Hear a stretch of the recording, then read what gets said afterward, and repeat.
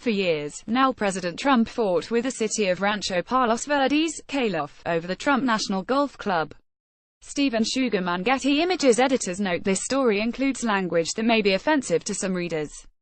When Donald Trump arrived in Rancho Palos Verdes, Calif, in 2002, he was welcomed as a white knight, says former City Councilman Tom Long.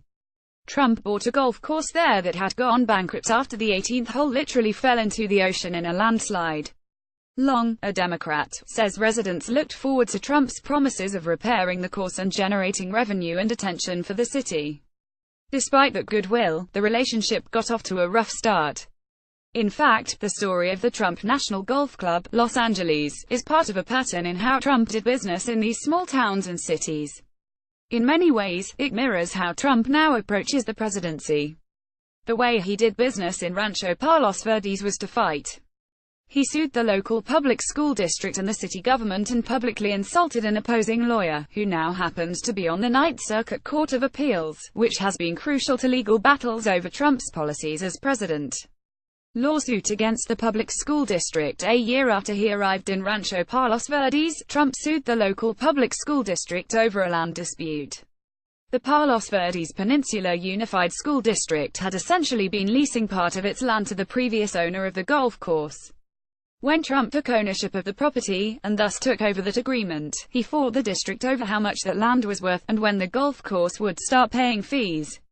In late 2003, Trump sued Ira Toybin, the superintendent of the school district at the time, says the district worried about the lawsuit's effect on its budget, especially when the schools needed to make repairs to aging facilities. After almost a year, Toybin says, the lawsuit had cost the district at least $100,000 in legal fees, the equivalent of 2 teachers' annual salaries. Attorney Milan Smith, who represented the school district in the lawsuit, just rubbed Trump the wrong way, Toybin says.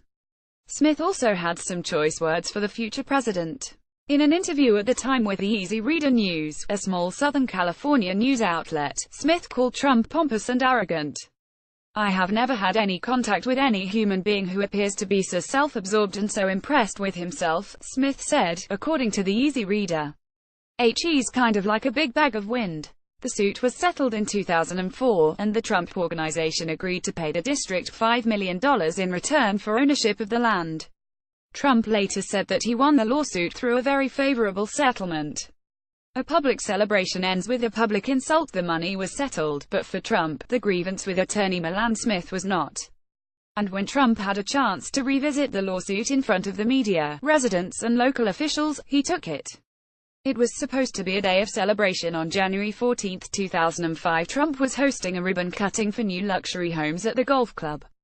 About a half-dozen TV cameras from outlets like CNBC and E! Entertainment Television stood in the back of a packed room, their lenses on Trump, who sat alongside the hopeful and excited local mayor and members of city council. Then Trump started talking about the old lawsuit and called Smith an obnoxious A. At the January 2005 groundbreaking of the Trump National Golf Club in Rancho Palos Verdes, Calif, the future president reportedly brought up an old lawsuit and used profanity.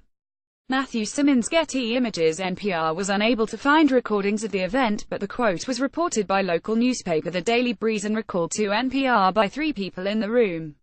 That, I would say, was the moment when I think I realized that the relationship between the city and the Trump Organization might well have some significant problems, says former Councilman Long.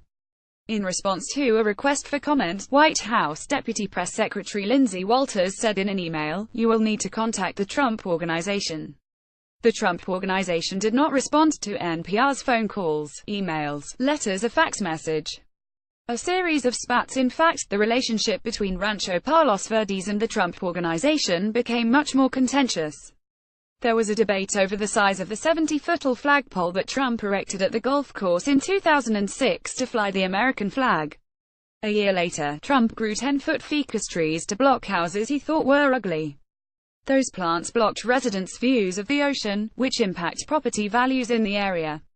In an effort to mediate the shrubbery dispute, members of the city council went with Trump to visit one of the homeowners.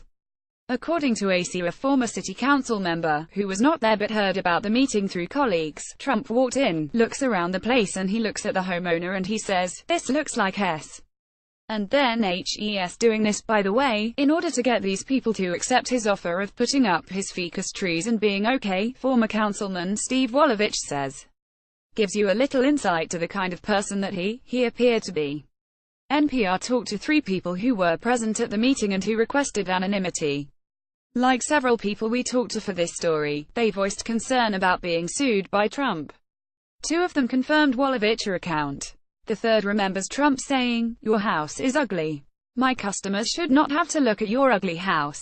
Then there was a fight over new construction on the property, which led to another lawsuit. And while the city was ready for another row, new members of the council eventually encouraged the city to take a different tack, try giving Trump some of what he wanted. In 2012, the city agreed to Trump's longtime demand that the road leading to the golf club be renamed Trump National Drive. Shortly thereafter, the lawsuit was settled. Trump didn't get everything he asked for. But he did get one thing: that street sign with his name on it.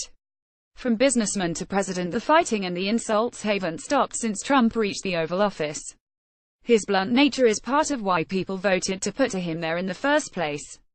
Among Trump's targets, the judicial branch, particularly the Ninth Circuit Court of Appeals, which ruled against his administration's travel ban. It's on that same appeals court that Smith, the school district's attorney who was once the target of Trump's insult, now sits. Smith was nominated to the position by President George W. Bush and unanimously confirmed by the Senate in 2006. Smith did not rule on any of the travel ban cases, says David Madden, who assistant circuit executive with the appeals court. And even if he had, Madden wrote in an email, that wouldn't be a problem. Asked whether Smith's history with Trump posed any conflict of interest issues for that case or any other case that may come before the court, Madden wrote simply, no.